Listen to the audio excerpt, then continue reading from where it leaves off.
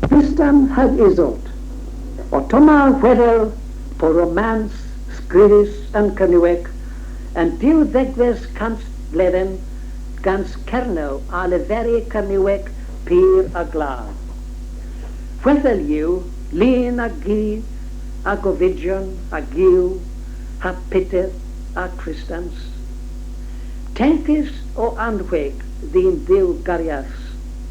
Iddo, en gario Shakespeare, marws genoch dagro, beddw Paris, dagas gwlia lemyn. Wedel hir yw, a res ni gas a mes mir a'i decter, ha delonaf, an ranno gwela, han ranno mwyad trist. Marc, Michtern Cerno, a drigain Castili Lantian a Tintagio, yn gweches cant bleden, I war, Blanchifleur, o dymedus ddir I ddalen, Michtern Liones, Dydd Morgan, dydrwydd, Cymro heb mar, a ddies gynnas af yn hawk, war Liones, autiswyl pitra gans tein a cledda. Rydalen, haidys harf, a setias erbyn am tyron diffydd. Yn cod termyn, y clywys Blanchifleur, bos rydalen, higwr, leddys, waran gaslan. Yn despit all hi ffisado. Disto, hi honen a ferwys, was a gynnysigydd hi mepic teg.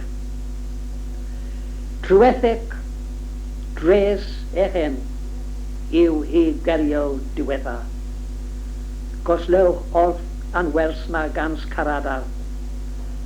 Trist mi a tig ddi fewnans, trist mi a wel aw mernans, aw tos ddim o addiwans, drac the asa ni'n bys once, lemyn the days yw mael, hath fam and penis garw. A was cemis galaro, Trystan a fydd the heno.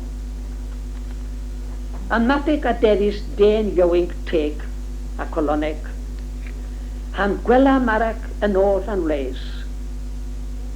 Clancy was pimp lof wanigins, efrewys a delifria a graffa was gerens ahas an glesio Liones, Cerno, Iwerddon, ha Britain Vian. Michtern Michtern Iwerddon, a ddan bonus I broder da, Morholt, hai liw o forladron, di wol hemyn, di Michtern Cerno Marc, ewnter di Trystan, di dilyd tribute, di ro yn sgon. Heniw, 3 hans mich, ha 3 hans map. Yn met Morholt, o corel yw Paris, ddag a herches bys yn Iwerddon. Marws onen a welhefin, a fyn prefi dre omlaf, bos an tribut erbyn ha. A mar myn neponen livria, ewlas, frintyn, an challenge niwra isgonio. Yn nil wrth I gila, an dys Cerno, a gewsys yn delma. Craffa yw Morholt, crawr, bres, a gwtheg deliw. Is peswar yn ani, gonni, biganis penno a fe felsys gamso. Ag an melnas nil sawia gan blas.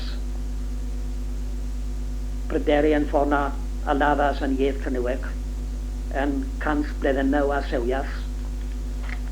Ar lygu Cerno yn meth Morholt.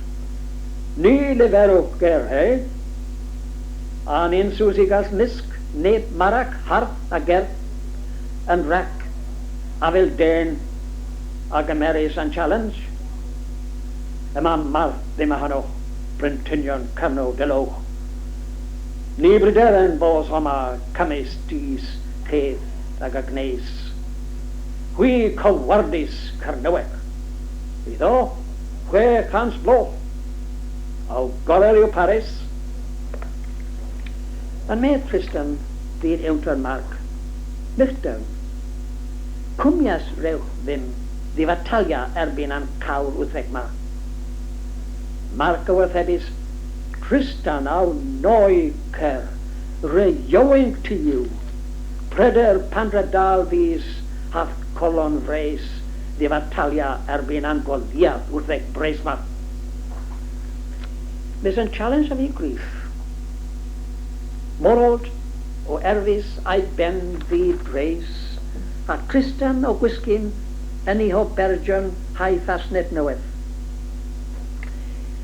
Iedd ag adiw ddi Ynys Samson, yn il ha'i gila yn isgath i honen. Morod a diras censa, o lemel war an lan, a'i sgath taclus gan Scol byrbur i liw. Yna Trystan a siw, o herddiau i sgath mes ddyn môr. Pandraw eto hynno yn le cylmydd o sgath a wyfinas morthol. A Trystan y gawthas, pandra dal hynno, a nil a hynna na fydd ledus, a'i gila gesys yn fyw. Ni fydd ethom ddod o ef, o'r diw sgath. Iedd yn cres yn ennis, ac omladd erna fydda onen a medda ledus, a'n dis war dref tintadjo o pryderus mir, o cortos taweseg ddyn pith a warfa. Yn dohadjedd, wotawedd, y wesans Scol a byrbur o hi liw. In disper a'n dis arnas, sgath morthol yw, sgath morthol yw. Yna gwelans marach o sefel yn ban a liwgan lestr. Delesa o nesa, y welys ef, di fos Trystan, a diw gleddan i ddorn, han preder na fydd trelys di lywena.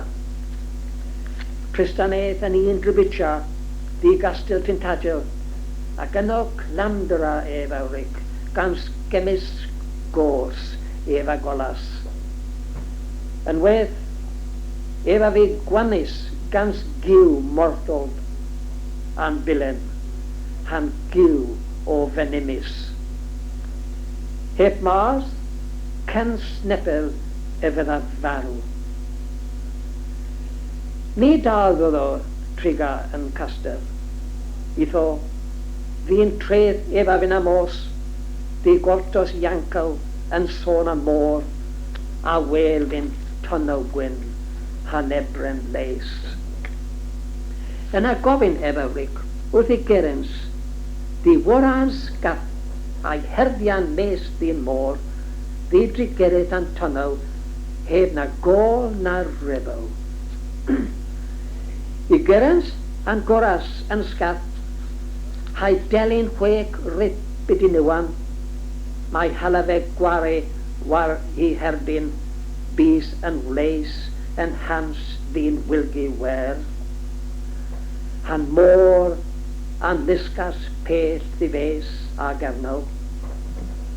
Deth an nos, gwari war i delyn ef a ric, bys pan tiras yn sgath ddi wexffordd yn Iwerddon. An brinces, henwys Isolde, an iahas gan smeddigliaeth cyfryneg, a Trystan, pan fi das fewis, a ddywelus di gyrnaw. Wasan lawer a ddyddiau, ef a ddywelas ddi Iwerddon, di gaches Isolde teg awr i blew, rac dos a mos greg di nichter marc. Pan diras Trystan yn wedd ata, yn Wexford, ef a welas oll an dis, gwyn ag a lew, brawechus yn mes ag asgians, o ponia gwils oma ag enna, bydd oster ôl an ffros ma.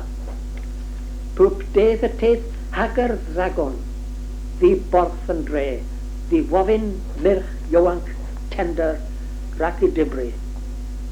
A'n michter a dy ddewis i ferch i honen, Isolde, yn Werison ddyn dyn a ladda yn hagar fest. Lies marach, dir, am ladas erbyn an dragon, nes catepanen a fi dibris gen si. Was a clywys yn cyfer an wrth fel na, Trystan a gen trinias I farch a cracia cona efo bonias yn a tewlel I wyw warnera gans o'r hynaf. Sgat iddyn men eith an gyw, dreffen bos I grohen mar cales. Yn deffbyd ôl I echen, nil I golia man an prif bwtheg. Lemyn, efo denas I glefa mes, a'i wôn. Ha croncia an belsibwc waff, gans ôl I nel.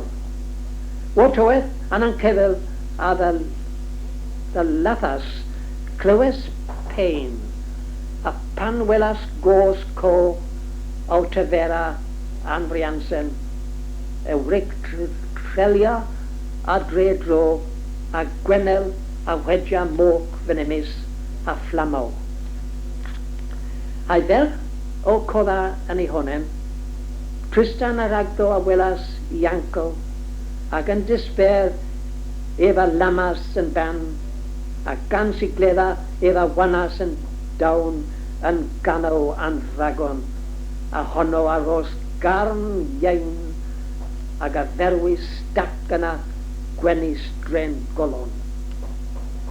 Trystan a glamdras ryt yn iwan an dragon, ac yno Isolde an cafas, hi an sewias arta a fel cens gan sawr chweg an species han sawment a gilgio Kernewek, Kernewek. Cens eis Isolde a Trystan ddifeis warga hens di Gernaw, mam Isolde a frihas a loso a bledjo a griddio dewas carenza. Ia erchis an lachtir, di witha an dewas, hai rydd un prifa, di Isolde a marc, wasa an ddiw di ddymeddi. A dre nerth an dewas, an il a gara I gila bis fenitha. War an viaj ddyd yn tadjo, an gywer o fest yn tom, a seches mir as teva Trystan ag Isolde. Dre wal ia evas an dewas carenza. Ag yn catermina, ia evas ag a carenza ha cefrys ag a anco. Pan dirsons war dreth tintadjo, Trystan ag meras Isolde an leaf, hai hembroc ddi Victor Mark neb a rydd eddi welcome kif a gans mir as o lebnita eva ladas leva ledias troan castel waran vrei. Evans caras gans carenza bir a gans a ken Satan evas demedas aderac cantillians mir a brentin a caith. Elas, ni wyddi a marc an pydd a sewi war ei ffordd. Na ni'r an ddiw iawenc, ni wyddi a man pit o ddi ddos ddedda. Dre nerth an diwas, I a gara an il I gila, heb waffos, ddi ddemnydd an lys. Ef i'r reis ddi Trystan, ffia ddyn ffo, a ddi wrth sôr breis I iawter marc. Cens ag a difad, Trystan ag Isolde yn dan gydd a fetias yn afeleneg. Yna Isolde a gewsys yn delma. As yw mir o hydd am ffianaso yn cefydda ddiolegeth. Gwydd am bys Gwyth ambuso a Jasper Gwerma, mi a ros these, and token ag a cyddambos. Ti a wall mi, the ombri these, o breeze, amenef. Ti am pew benitha, pan welaf ambusona after, mi awra pwptra oll a wafinni o'r ffydd. Byddens hynna po fyr, po ffôl. Ffyrnedd po ffolnedd, brof o honen yn tian ddys. A Trystan Cerys, ota fi, cymer fi. Inter I ddiwrach cref, efas cymeras, haddi diwlegas gleis, a fel yn nef. Haddi ffeis tender efa amas, han ddernes efa firlas. Ac yn meddif, res I porys ddim, cif colon. Ale ma ffia fest yn sgon, na moi ddydd y weles neffa. Pel a ddiwrthus, syr y farwaf am ienado tin. Aw tenkis i'w marthus chwerol. A Trystan yn medd hi, godd a ddiwrach cref im cyrchyn. Gwasg fi fest yn ten, mae rannons ag an colonno, han yn nefo ces das corons. Hembronc fi pyd cam fi'n gwynfus, a drodd o cens tu aleferis. Doc fi ddyn wleis wel, yn hans ddyn ebrens blen. Ma naw ddiwelo byth neptyn. Yno canorion hebriddo bys ficen a gar cyrgano pel i'w law comolo amser. Hebron fi dderi Trystan. Gradd miath hembronc abeth diw bys yn leis yn reb byw. Aw nesa yn wir yma pris. Ani efson sylabris oll ag an ancen han lywena. Aw tos nes yma'n termyn ma pan fydd oll colenwys yn y wos. Marath halwaf a fynt ados cif colon. Trystan cif galw fi dy ddof a ti a wôr yn ta y tof. O melder, diwredd ffenigo, farwel, farwel. Trystan edd o quandra peth dris moro a glaso. Hwylas anetho a ddi res doddo, mae alafo an ceddi cymys oth a warfe yn tintagio. Neffran I glywas ger na gonen diwrth Isolde I gariadus. Trist he efa ric waran môr, peth a ddiwrth I wedjen aw prideri. Prag na ddyn Isolde danfon ger aw cofyn fatydd faren.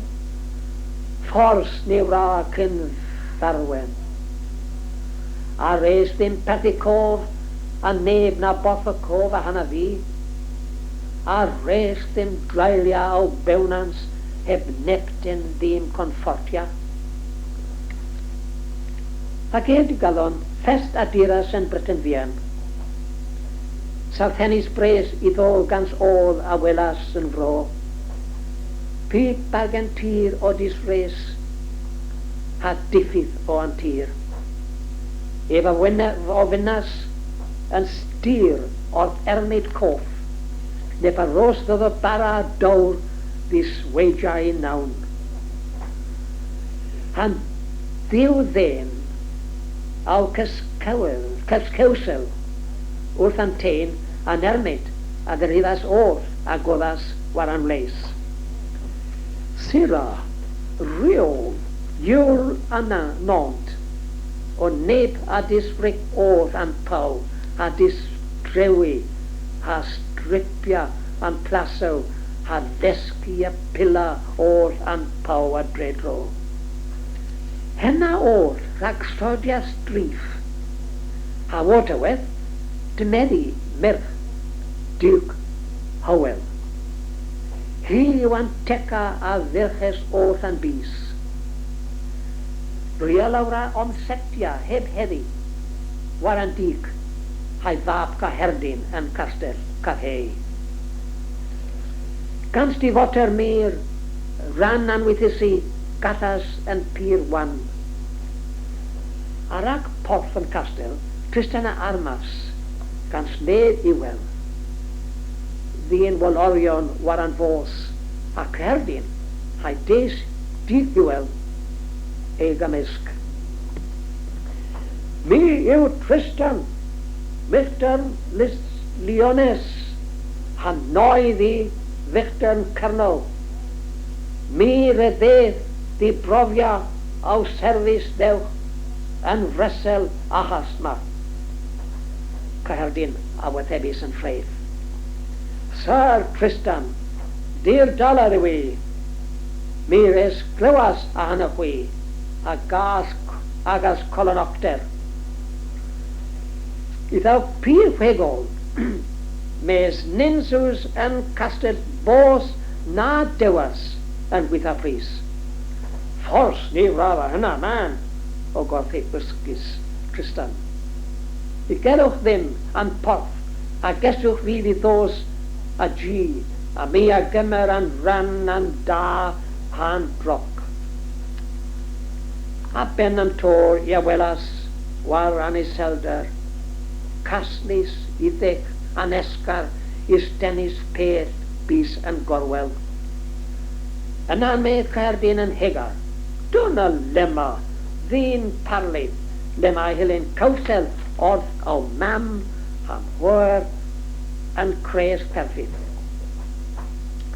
Marth an jefa Trystan pans welas tecter a dignita an arnoddes for Caerdyn.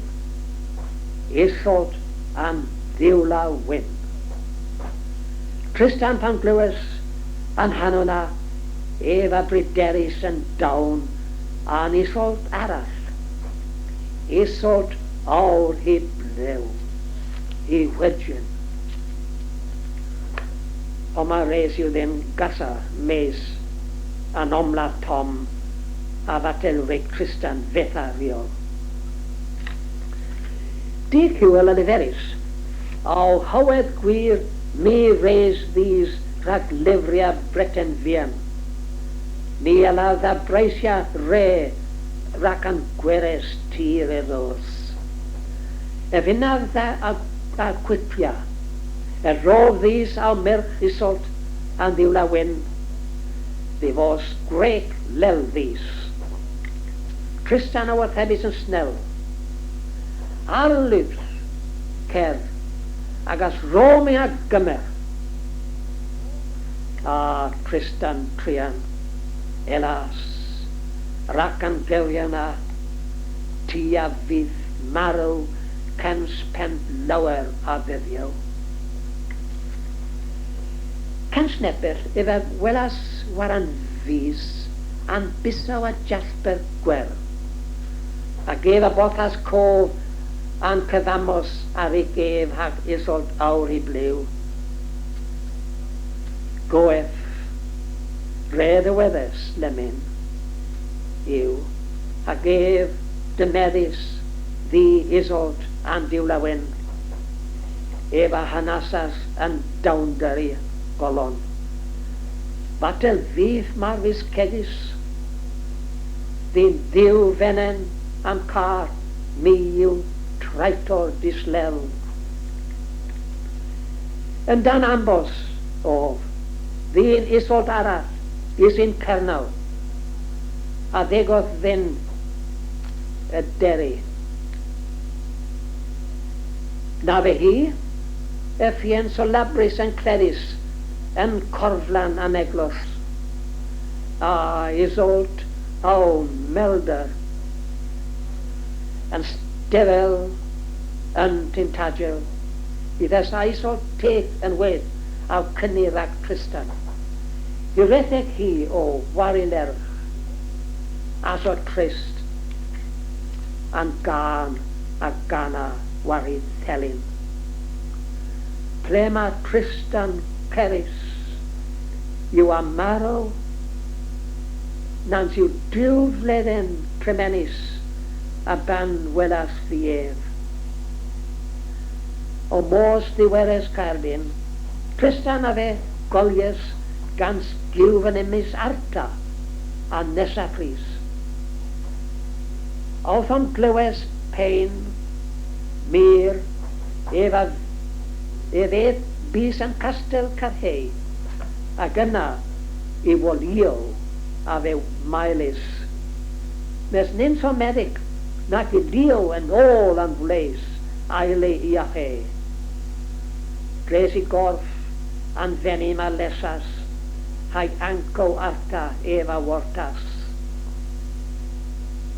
Efo etham bres, an Isolde esa mar beth dres yn môr yn Cernow. Denfydd nili I gweres marnachs hi. Efo leferis di gywedd cer. A ga herdyn al car gwir. Nins gwer canas ag esosi yn holl a norfus. Y mae ethom ddim calas Isolde aw hariades ddim iahe. Ag an cywethians mes y bo finna forthus yn ter di omgymerus an aneth ma heb awer om gofis fi.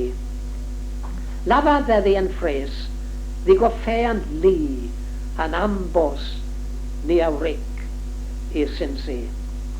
Gwarn hi mar ni dde marw y ffydda. Trystan cer, na ôl na mwy, mi am gymer yn aneth ma awos marwel. Mi reis ddys ddiwir. Graf ystina na warta na fetha. Ma'r stritiaeth, ti ni'n gweil na mwy. Gôl yn o gorwel ffyn, cymer gynnes diw ôl, an il gwyn, hai gila diw. Mae'r treth ddim o anfechternus, teg, halan o wyn, mes saweth, mae'r nis treth, yna grahalian onen ddiw, a gywedd cif, diw reith lewio yn tiogel ddi tintadjo. Gynnes ffarwel, Caerfyn a boras dreth hag a ddedd yn ddistefel Isolde. Ef a dderwyddas dderi, bos Trystans gwanus gans giwfen ymys arta, hai bos namna marw. A gywedd da, hem yw na without Tryst yn teffri. Res yw porys ddim ddiweles gynnwch chi, ddi a he ag o'n ffortia mar mendiw.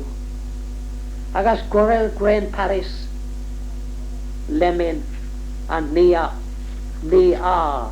yn hens toth men. Was a fiad garw a pryder mir, an gorel a ddysgwyddas war an gorwel. Isolde an diwla wyn, diblans a wylas, an ôl wyn. A hi envies I gneis ag o'n feddas bos dy feddys yn termyn di gymerus dial war I ffrias. Hi eith yn un ffestina bys yn gwely Trystan ag ef mar glaf. A hi pys da a gewthys. Caweth cer, ca herdyn o tos yma. Mi rewelas I worel aw colian hel gans caleter mir. Trystan aw crena, aw finas yn ffen. Heb tyl na gilfydd, os da syr aw hares len. Os da syr hem yw an gorwel ef, heb mar withal. Lemon lawer ddim, par yw an ôl. Mi as gwelas pyr gler, han marners bysi wrth I halia yn ban, yn iwel rhac nensws namwr awel. An ôl, goffydd, hedd I fos diw. Trystan troan Paris, elas, and despair, evan drelias. Ac evan yn y weres mir a gawsas, prest o crena. Ni alaf ddi wir, syns iaw bewnans na ffela. An diwedd yw dyfeddus. Tergwydd efaric hanasa, troch I olon. Isolde aw melder, cyf colon. Trystan, Isolde aw melder, cyf colon. Aw leferal hynna an peswera trefydd, ddyn nef efad ysgoras I enef. An farogion ac ôl an fenni, an il pan an lys ddigila, as gwylias dagraw tin. Na moyn I gaws an farag ffyn. War an môr, an gwyns a sewis, an gwesgel erbyn an ôl wyn. Aw herddian lester bys yn tir, a waltawedd Isolde teg a biras. Hi a glywes cynni iwel yn strithus, han dis o cewther, han clech o seni yn twro. Gofyn hiawig, oedd tis yn paw, bydd o styr yn clech yn dagraw.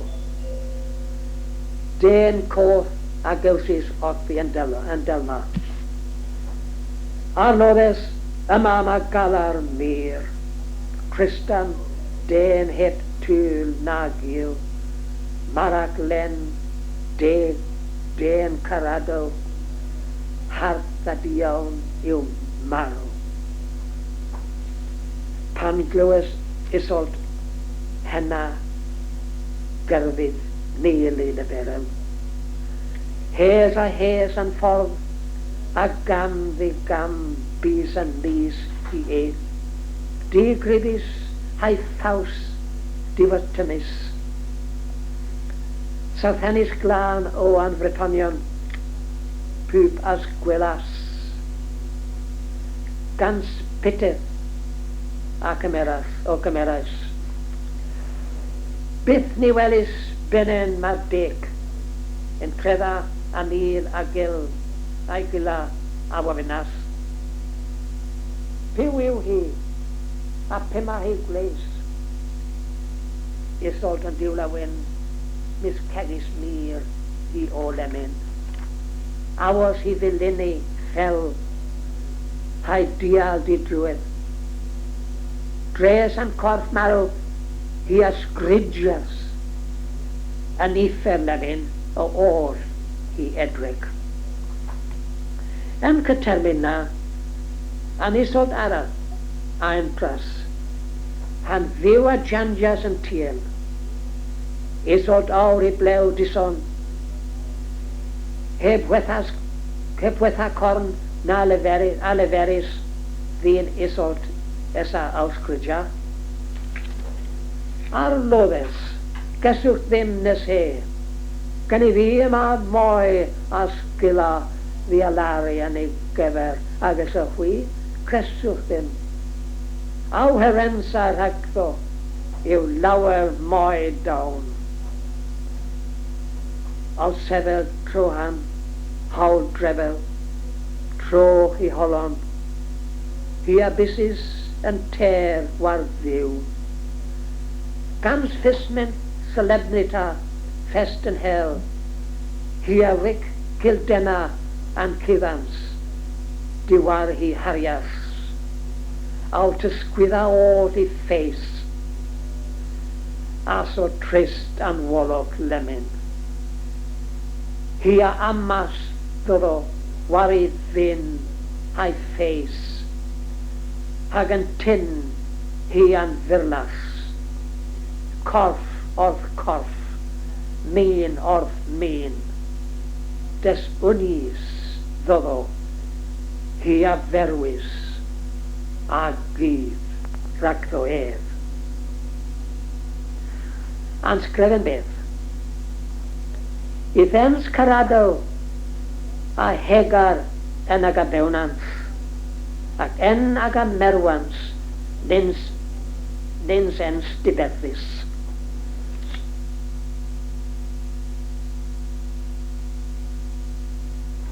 Enw gilwys Keithlin de Meddians and Bensavigis Wattis.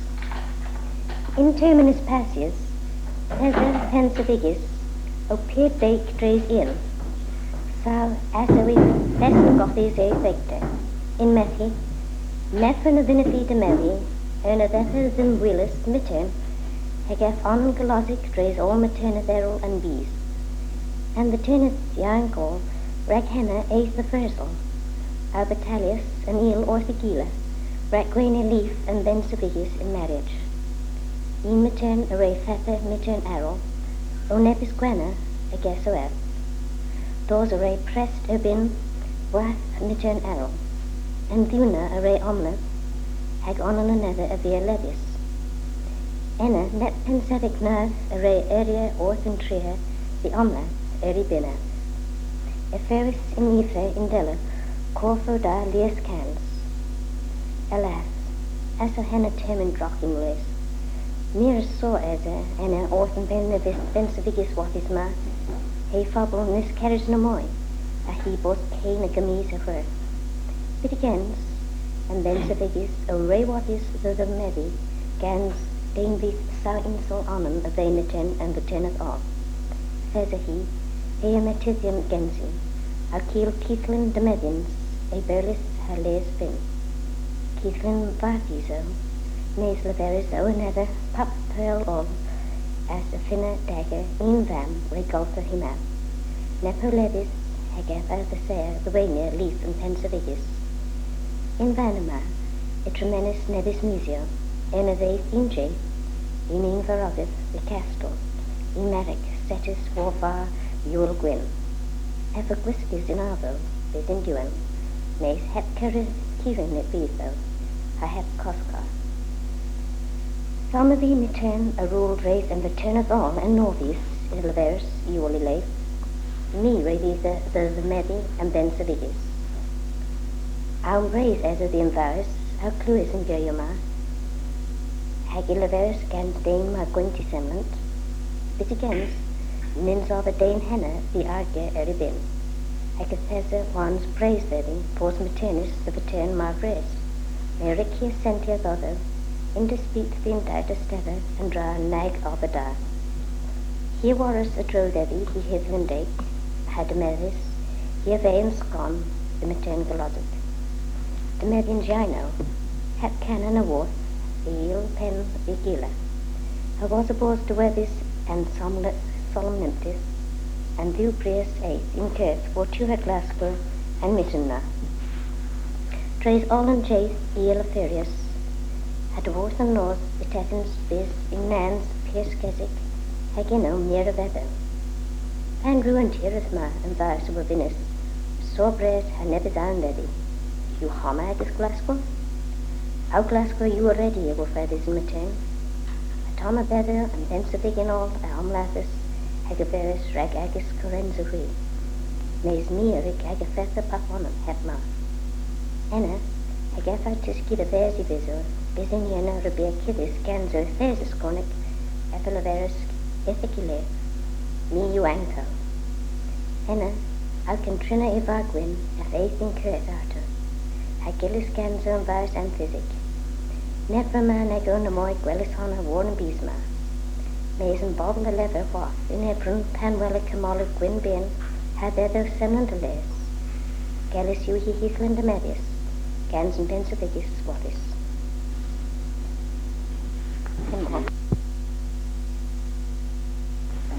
Gwithiski and Darras, in terminis passies, is ever triggers in chi being war an Ross Diana in vactate.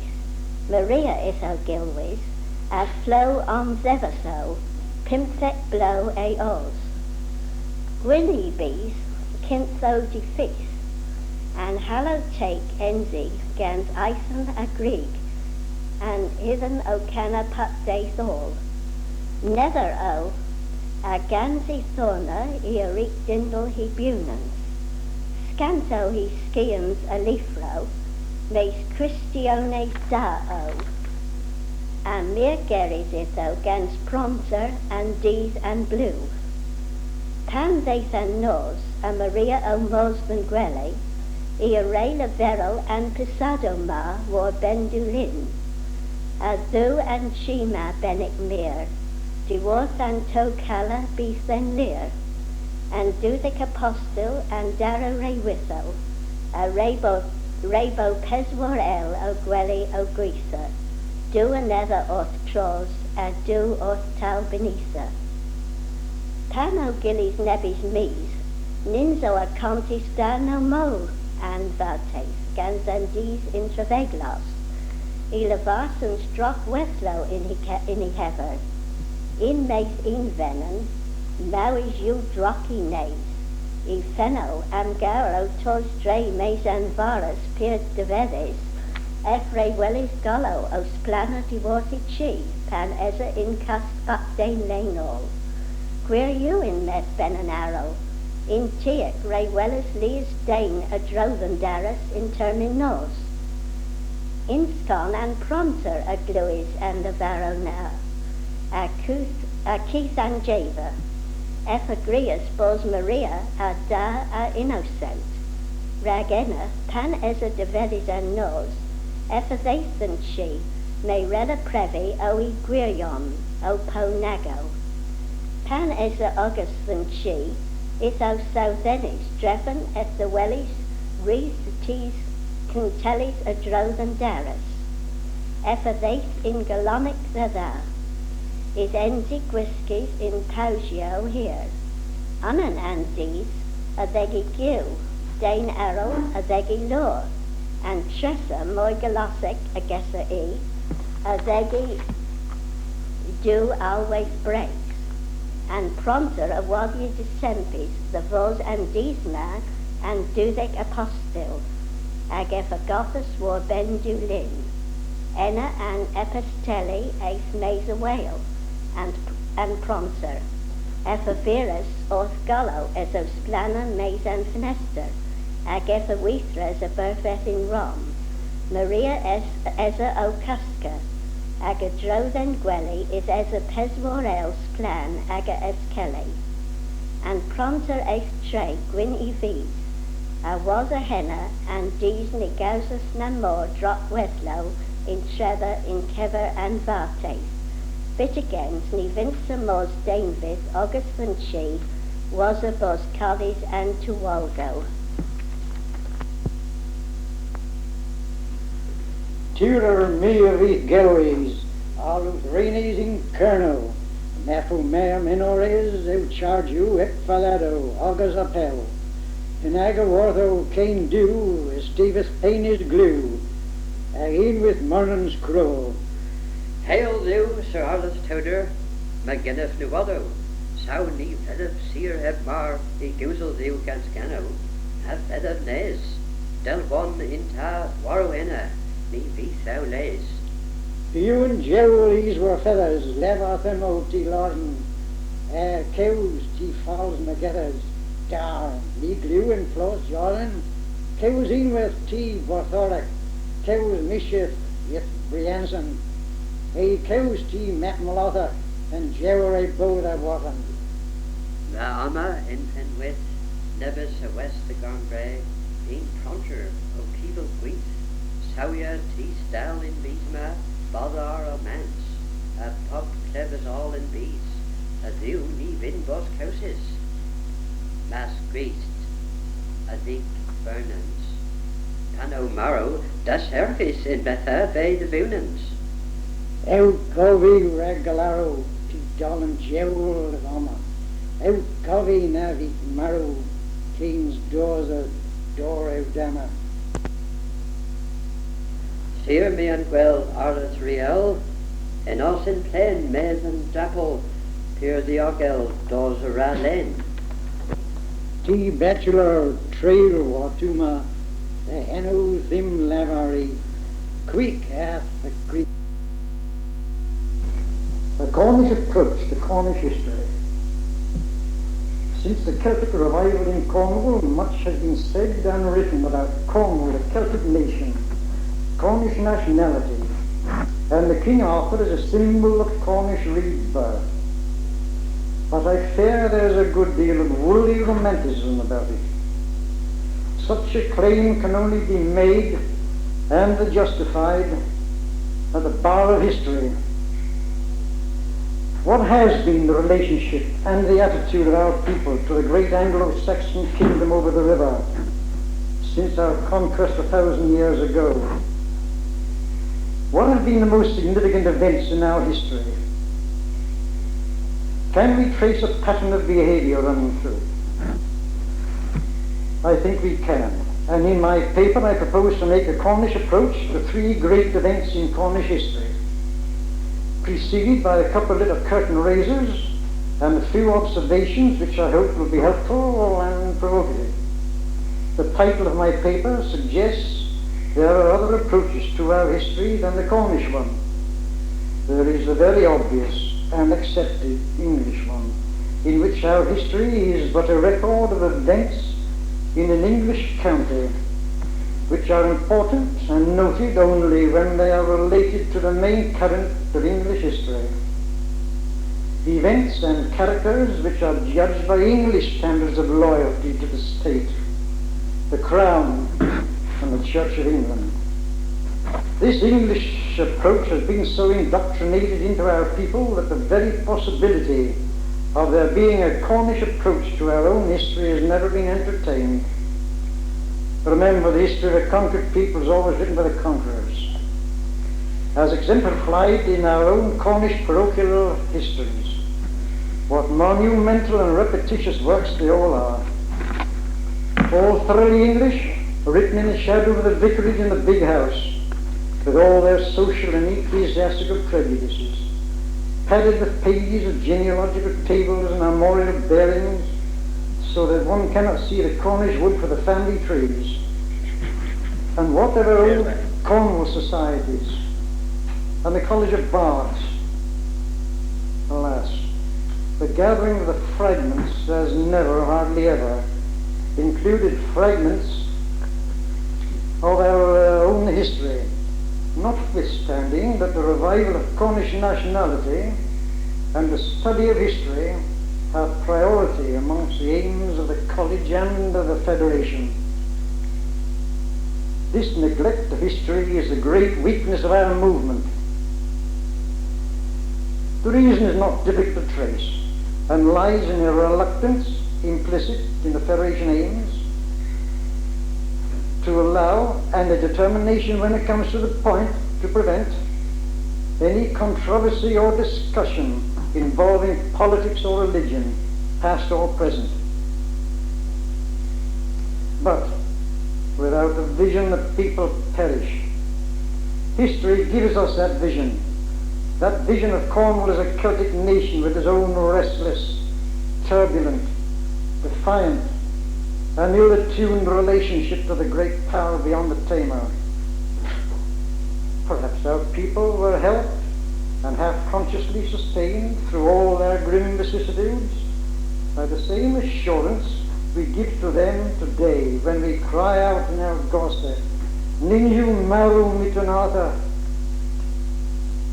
We Celts come from a memory-haunted race, and our history has many strange and significant tales.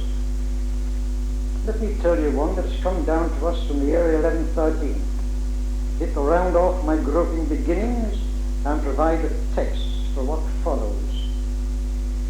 It was told by one of a company of canons that came over from France on a mission of healing, bringing with them the bier of Our Lady. They reached Cornwall after passing through the southern parts of England, and they were told they were now in Arthur's own land. Bodmin there was a great gathering of people, including many who had come to be healed at the miraculous bier.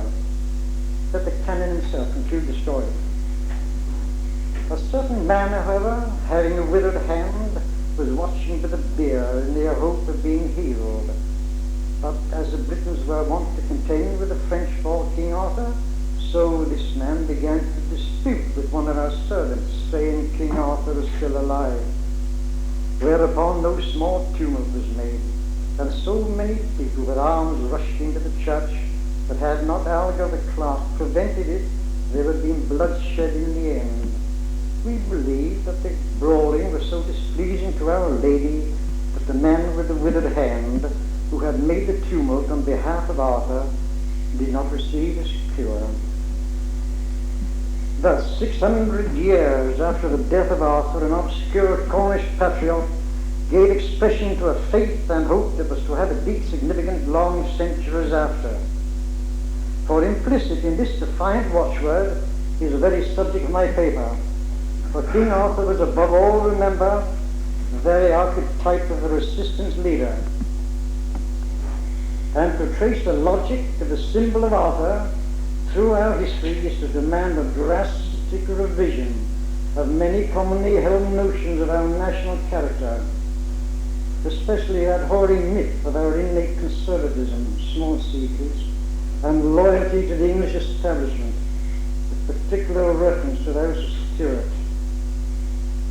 Such a woeful notion receives a nasty crack quite early in our history, in that little affair of the siege of St. Michael's Mount, 1473. Let's have a look at it for 2 minutes.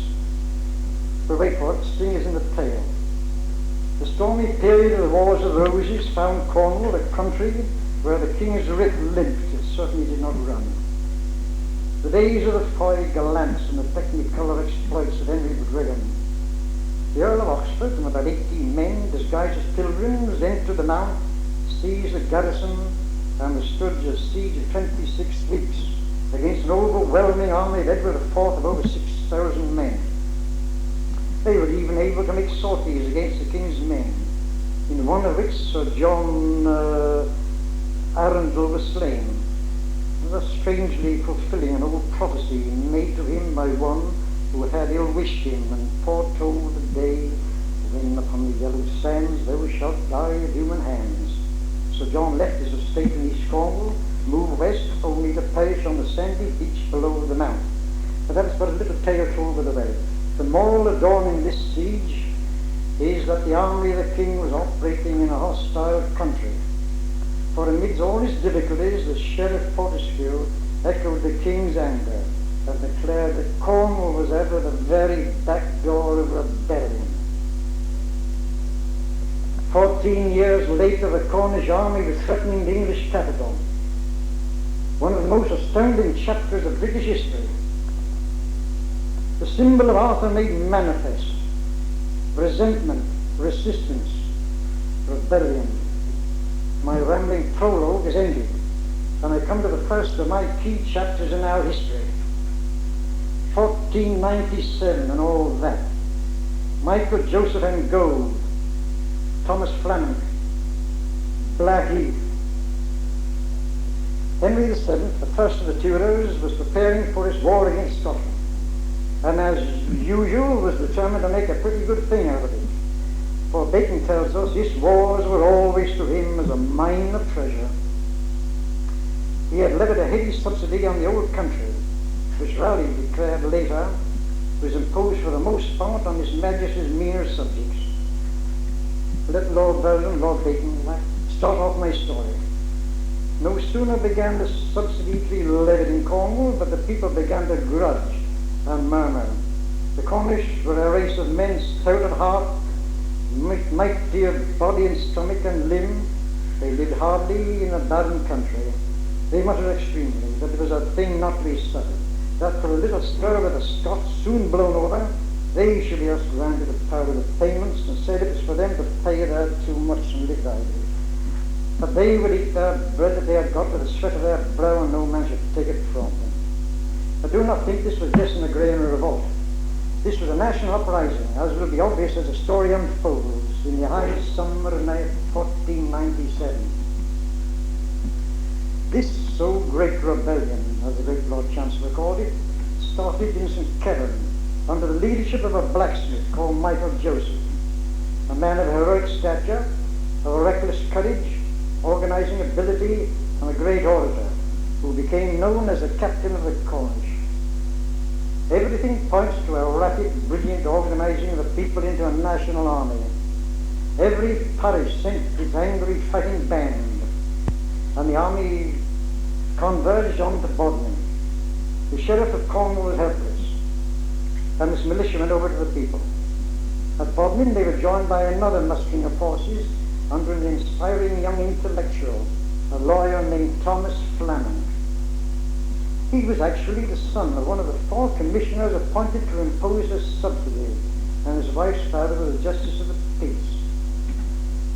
The Cornish army, now numbering 15 or 16,000, marched into England and on to Wales, where they were joined by James Boucher, Lord Audley, whose association with the rebellion is a curious one and sheds a little light on what followed. Bacon tells us he was a nobleman of ancient family, but an unquiet soul and a popular one. A pretty good certificate of merit to me, for the unquiet and popular ones have largely helped to save the soul of Cornwall, as we shall see. They marched the whole length of southern England, orderly and without violence, and arrived eventually in the neighbourhood of the capital. London was seized with panic, put into a state of defence. King Henry called off his Scottish war plans and marched against the Cornish army, which had encamped on Blackheath. Alas, they were ruthlessly crushed by the well-equipped professional soldiers of the king, and over 2,000 of our people were sore slain. Michael Joseph and Gold, Thomas Flammonde, and Lord Audley were captured. Lord Audley, in virtue of his rank, had the privilege of the axe, but the other 2 were reserved for a more grisly fate. They were dragged through London to Tyburn on hurdles, the brave captain hurling defiance at his enemies and boasting that he would have a name perpetual and a fame immortal. At Tyburn they were hung, drawn, quartered. Thus perished 2 of Cornwall's noblest sons and heroes, and they are all but forgotten. They and the 2,000 were slain in the Battle of Blackheath, and the thousands who marched with them, doing in their day and generation what their forefathers did long centuries before, when they hurled back unto King Arthur the Anglo-Saxon invaders. But that is not the old story of this epic year in our history.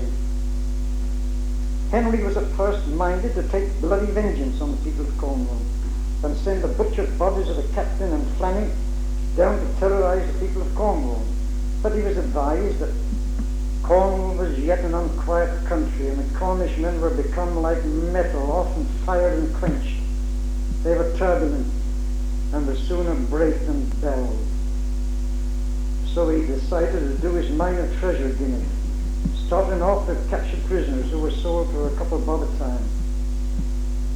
Defeated but defiant, the remnant of the Cornish army found its way back to their own country, and many of them then became the backbone of that strange affair of Perkin Warbeck, that curious, fascinating character and claimant to Henry's throne. Perkin Warbeck has somewhat stolen the limelight in these events and providing a sort of anti-climax. It is rather odd that our history should be tied up with that story of the princes in the Tower, who you will recall were murdered with agents of Richard III. There was some little doubt about the old business, and Perkin Warbeck claimed to be one of the princes and was rightfully Richard IV. He had the backing of the French and Scottish courts, and France, Brittany, Scotland, Ireland, and Cornwall were the successive stages in his campaign to secure the throne. The story is so amazing as to be almost incredible. Some sort of prior knowledge of it all in Cornwall was very obvious. Lord Audley seemed to have had a hand in it, but I'm not concerned with the details of this historical whodunit. I am trying to trace the symbol of Arthur. What was the reaction of our people to it all? Warbeck crossed over from Ireland with 3 vessels and about 118 men. Landed near Sennin Cove in September, less than 3 months after Blackheath. Far from being demoralized after the defeat, the Cornish rallied around him and marched to Bodmin, where he was proclaimed King Richard IV. Now, what is noteworthy in all this is that Cornwall was taking her own line in that tangled political gangster set-up, and it was not a case of a few of the Cornish ruling families playing the game of gangster politics with a handful of retainers. Perkin Warbeck left Bodmin with a force of estimated from 6 to 10,000. Again, the Cornish army crossed the Tamar into England. The second time, remember, in less than 3 months after a crushing, bloody defeat on Blackheath. They laid siege to Exeter and went on to Taunton. I'm giving but a broad outline of events. Henry and his army moved rapidly to the west and utterly crushed this second rebellion, captured Warbeck, whose uncomfortable vicissitudes on the way to the block was no concern of ours. The ringleaders were executed, and Henry proceeded to punish Cornwall in a manner after his own heart.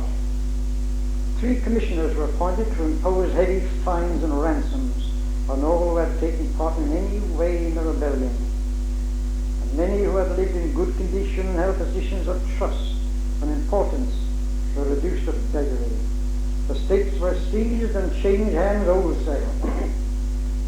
The old pattern of economic life of our country was shattered.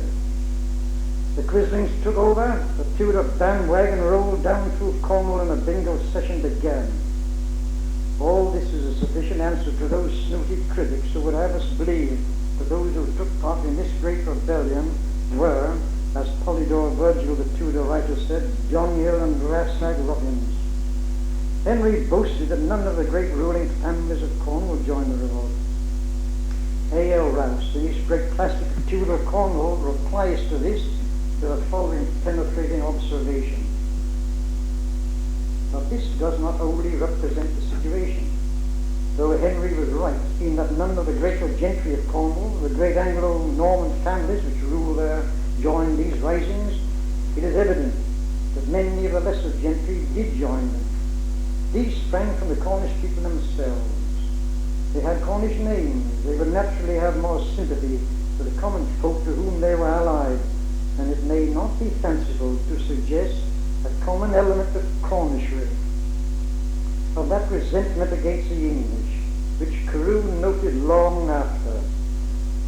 The rebellions of 1497 left their mark on the history of England. They were the first notice served upon the country of the existence of an obscure and hardy people in the West, not yet wholly absorbed into the nation. These events made that year memorable. But you might be thinking, oh, this is very entertaining and in a way, but very remote from our cozy old Cornwall Society meetings and our gossip ritual in September.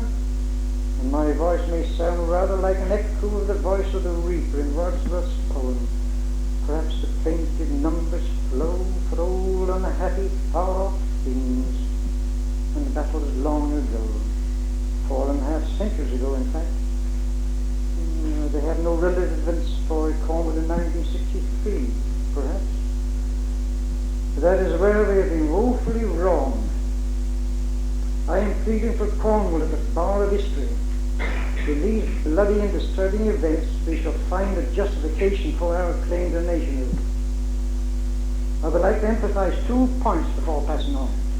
The first is that 600 years after the conquest of Cornwall by Egbert and Athelstan, what I have called the symbol of Arthur, the symbol of resistance, became manifest in this so mighty rebellion.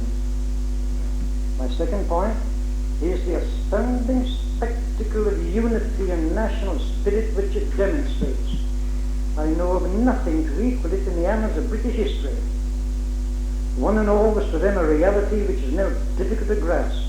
Every parish was involved, as the records show, and the pattern of all resistance movements was evident, with its partisan bands, the underground, the grapevine, the desperate means whereby a people strives to keep its soul alive, as Cornwall did in 1497. I set out to trace a pattern of behaviour running through our history, which I describe as a restless, turbulent, defiant, and ill-attuned relationship to the great power beyond the Tamar,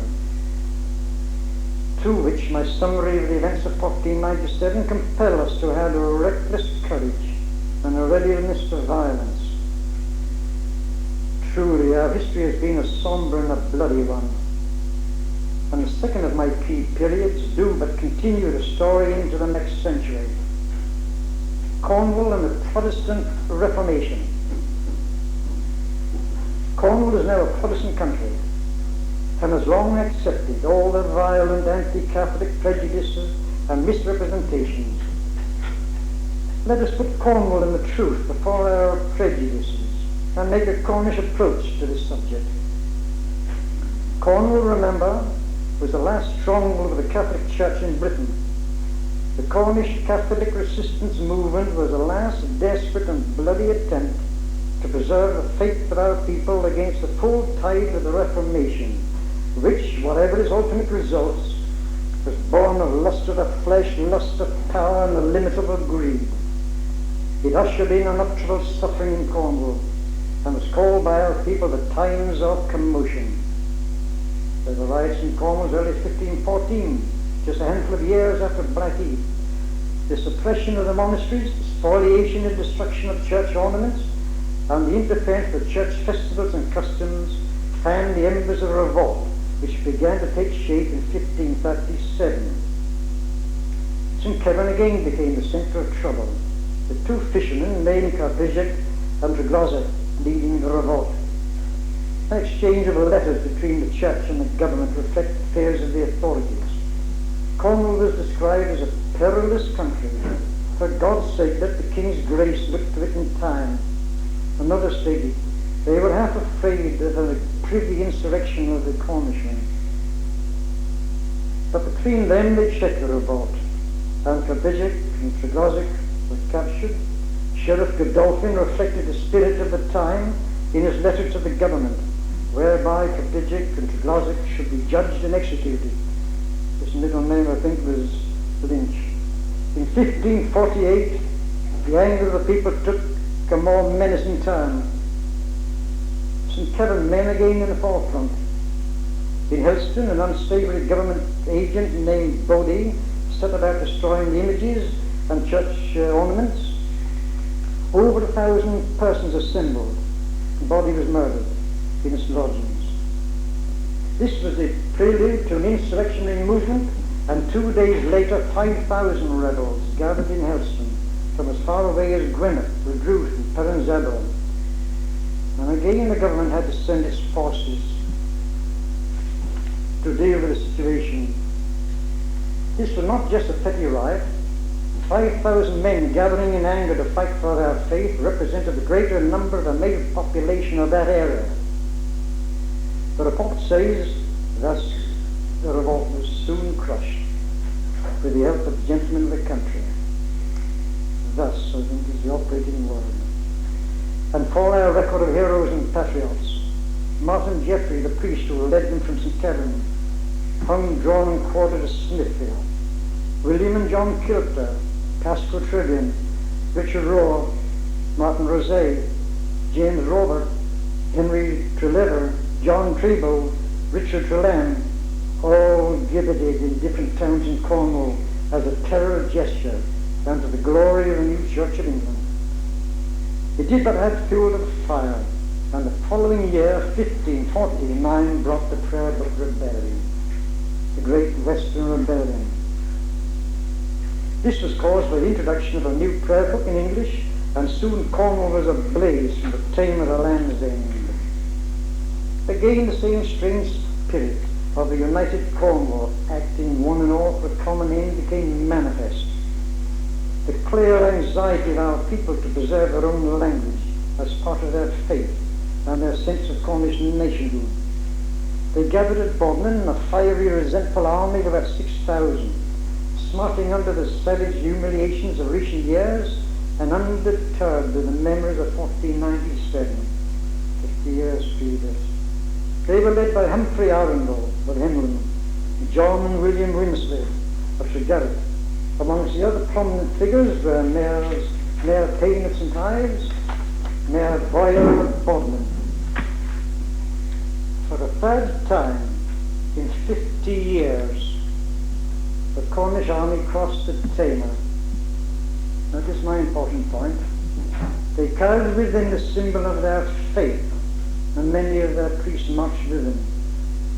But they also carried, albeit unconsciously, the symbol of Arthur. I cannot give more than the briefest of outlines of this brief and bloody campaign. They were joined by fellow Catholics in Devon and Somerset, and eventually laid siege to Exeter, near which at Fenny Bridge they engaged in savage battle with the King's forces. The field still known as Bloody Meadow, and the tradition has it that it ran ankle deep in blood that day. The final battle was at Clis St. Mary, where the royal forces were reinforced by Italian and German mercenaries.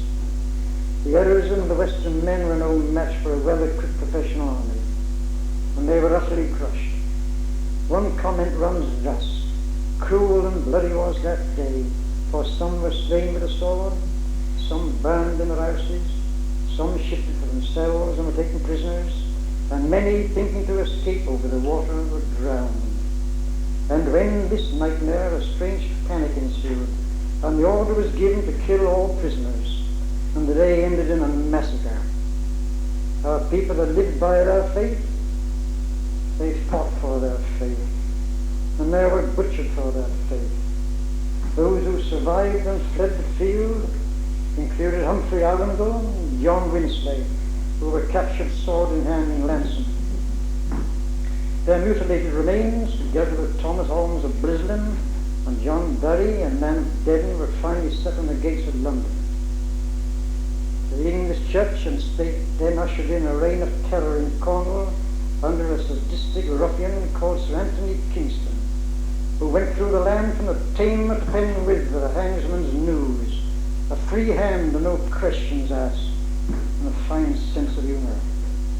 And of all this unspeakable agony of our people, among almost the only incidents that have passed into circulation are the gruesome stories of the hangings of the Mayor of Bodmin and St.Ives and the miller's man of Bodmin, which seem to have appealed to the sadistic sense of humour of many of our parochial scribblers and our great patriot and writer Richard Carew. The laughing hangsman was a pillar of the English establishment and brought to an end the times of commotion, and to our people a peace that passed all their understanding, and the utter destruction of their faith and way of life. They passed into a spiritual wilderness and spurned the church that had brought them naught but suffering. They waited for 200 years for John Wesley and Billy Bray.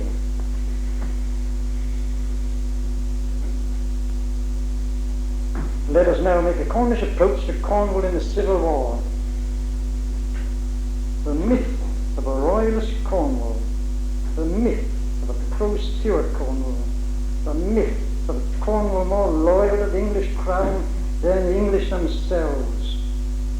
Let us give it a hard, cold look, a hard look anyhow, for it is crucial to our interpretation of Cornish history.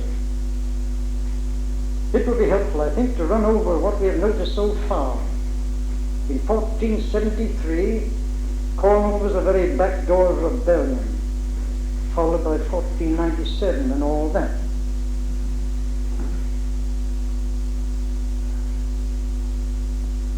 The Cornish threatening the English capital and crossing the Tamar to engage an English army twice in less than 3 months, followed by years of revolt and the great Prayer Book Rebellion of 1549, when the Cornish army again marched into England.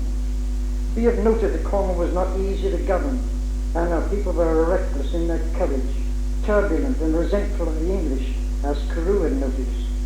Being the Elizabethan Northern, after visiting Cornwall, said, they yet retain a kind of concealed enmity and hatred against the English, whom they yet affect with a desire of revenge for their father's sake. And yet 50 years after that remark and those events, we are told that the Cornish were the most loyal subjects of the English crown. Marvellous. Nothing, repeat, nothing has done more harm to all we stand for. Nothing has so robbed Cornwall of his individuality or been so destructive of a sense of continuity in English history as this post-Stuart myth. The important point to remember is that Cornwall was a royal duchy, and it was upon the revenues from the Duchy of Cornwall that Charles Stuart had mainly to rely in his intervals of government without Parliament. That and his monopoly of the tea trade. It is this royal duchy business that has helped to pin on Cornwall the label of a loyal duchy. But nothing could be further from the truth. And the antagonism to the English crown and the smouldering resentment against the Tudors continued all through the Stuart period. It is often overlooked that Charles did not stop that dubious dynasty, and the fatal doctrine of the divine right of kings was well drilled into him by his father James I, who told him God made thee a little God on the throne to rule over men. Cornwall's attitude to it was never for one moment in doubt. In all the elections, the opposition was such that it was eventually impossible to secure the return of a single court or duchy nominee. The opposition to the forced loan of Charles was bitter and uncompromising. Those refusing to pay had their property seized and put up for sale, and no one would buy them. The forced loan was followed by the ship money imposition. This did but increase the bitter hostility to the crown, and at last it broke into near revolt. The leader of the opposition was Sir John Eliot of St. John's, who was imprisoned for his refusal to pay. In this noble figure, the old attitude of Cornwall became clear. Sir John had been previously imprisoned by James I. On his release on this occasion, he became a national hero in Cornwall and was widely received. Electors trooped and banded together by hundreds. He was made member of Parliament for the county, but the king tried to prevent his election by an armed force, and then wrote back the crown agent. We had Bevel Grenville, John Arundel, and Charles Trevanion galloping to the election with 500 men each at their heels. In the election that ensued, every one of the king's nominees was defeated. Shortly afterwards, Sir John Eliot was again imprisoned in the Tower, and sickened and died there within 3 years from the harsh treatment he received. The date, 1963. To the vindictive, cruel treatment that hastened his death, Charles Stuart then pursued him beyond the grave by refusing to allow his family to bring his body home to Cornwall to be buried. The historian Hallam describes Sir John Eliot as the most illustrious confessor of liberty which that time produced. His life and death provide a fitting comment on Cornwall and the Stuart myth, at least before the outbreak of the war. Before Sir John Eliot's death, Charles Stuart had already decided to do the little God stuff his father had taught him. Dismissed Parliament, pursued his arbitrary course for 11 years.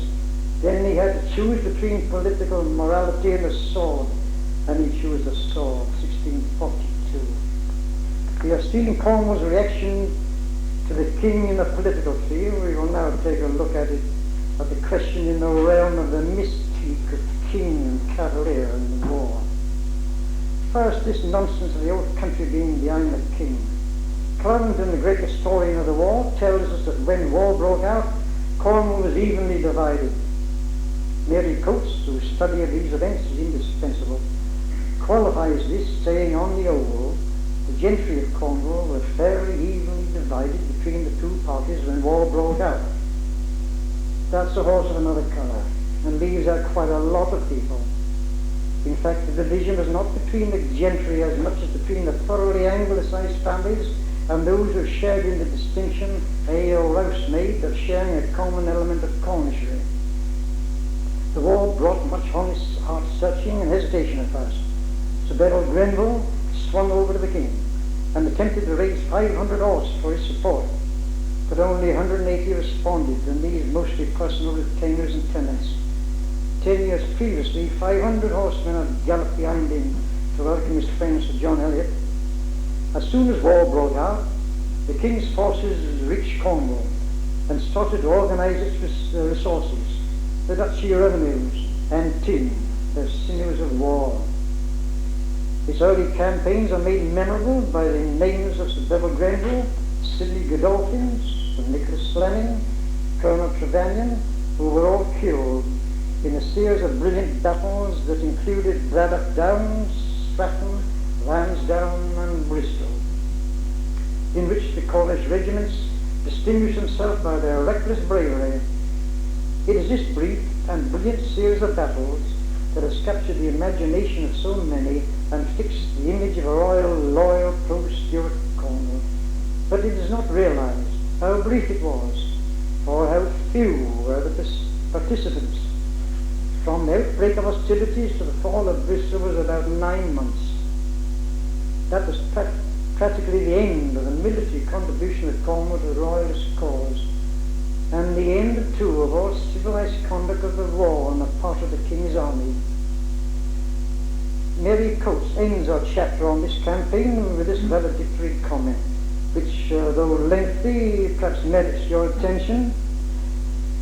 It's the best that can be stated from that side, I think. The reference is, of course, to the death of Grenville, Godolphin, Trevanion, and Fleming, 3 of them honoured Cornishmen. Quote, "But if the loss of these 4 men was felt so keenly by many Cornish people, still more disastrous was its effect upon the army, and with it ends the history of the Cornish army as a fighting unit. It is true that remnants of this force remained to be incorporated in other armies, to suffer the vicissitudes and disappointments which marked the downfall of the royalist cause. But the army which Grenville and Optin had led across the Tamar after Stratton had perished as surely as it had fallen with Grenville on the heights of Lansdowne, or was slain by the walls of Bristol.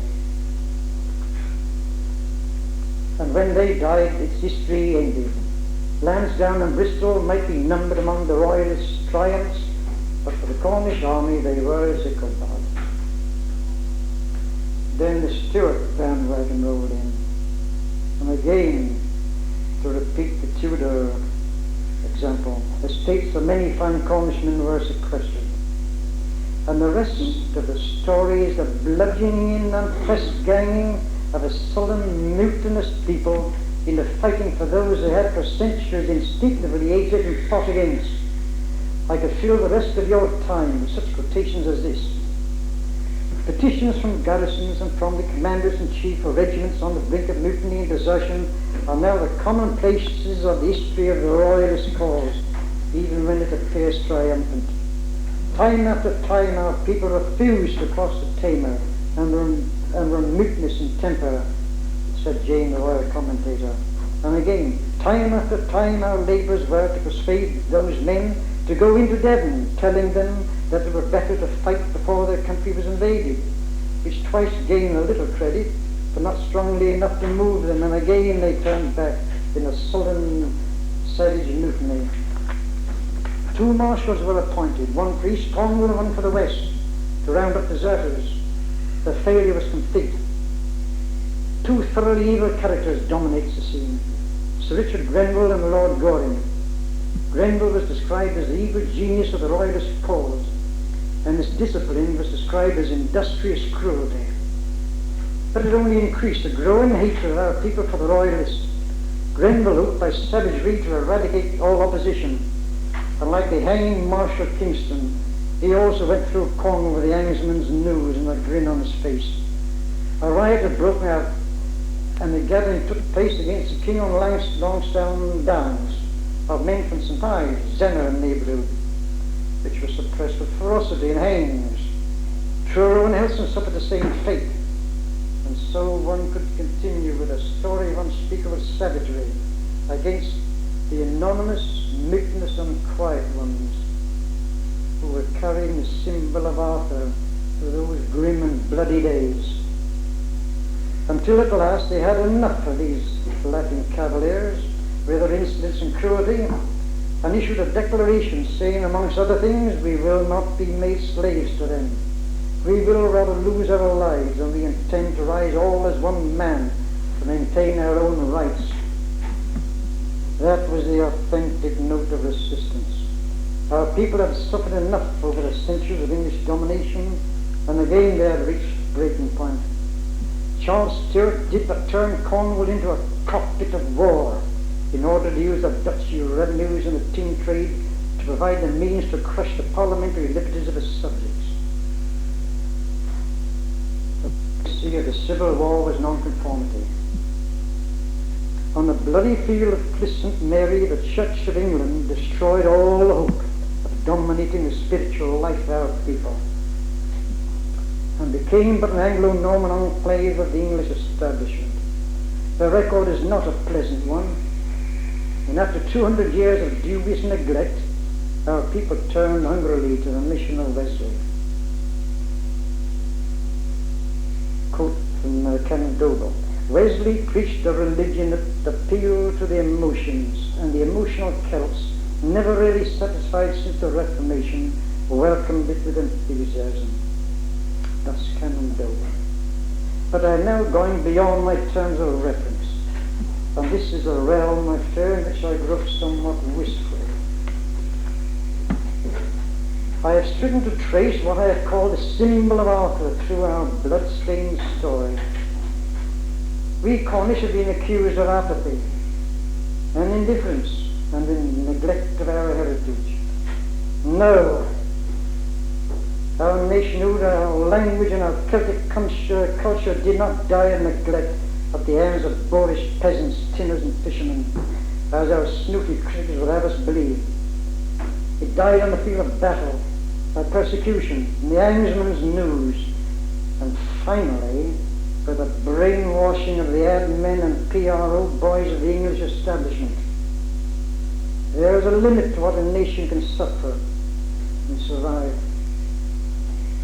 It is not too late to at least try to recapture something of the spirit of our heroic forebears. Let us at least pay tribute. Let us remember Blackheath, June 17, 1497, Michael Joseph and Gould, the captain of the Cornish, Thomas Fleming, and 15,000 nameless and unquiet ones who marched with them. Let us remember Cargeeg, Trystan, and the thousands who gave their lives with Humphrey Arundel, John and William Winslade, and other leaders of the Great Western Rebellion. Let us remember all who in their varying ways and days helped to bear the symbol of Arthurian into our own day and generation. Ninja Morrow Mitten Arthur, Ninja Morrow Bees, and Gwir Urban and Bees. Ted Glass Carorian, Kes Celt. You have heard what Dyvarow has been telling us of what is the true Cornish history and not what we learnt in the English history books. And I feel that our fellow Celts from Brittany, Scotland and Wales will be able to sympathise with us more than ever they did before, realising that our history, after all, is very similar to their own individual histories, something that has never been realised before. They think that the Cornishman, a Celt of the King Arthur tradition, has become a mere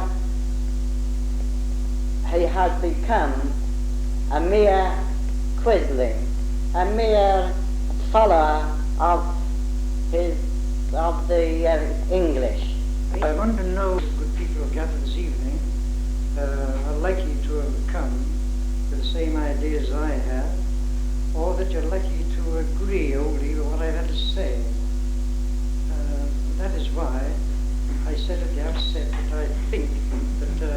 paper and these matters should be given in English, so that the right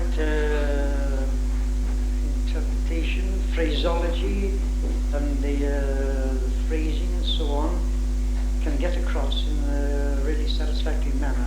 That paper couldn't have been put across in Cornish, not yet. Certainly not yet. I would like you all to treat the subject now as open for this discussion. There are many points there which I'm certain you don't agree with. Good in the fact that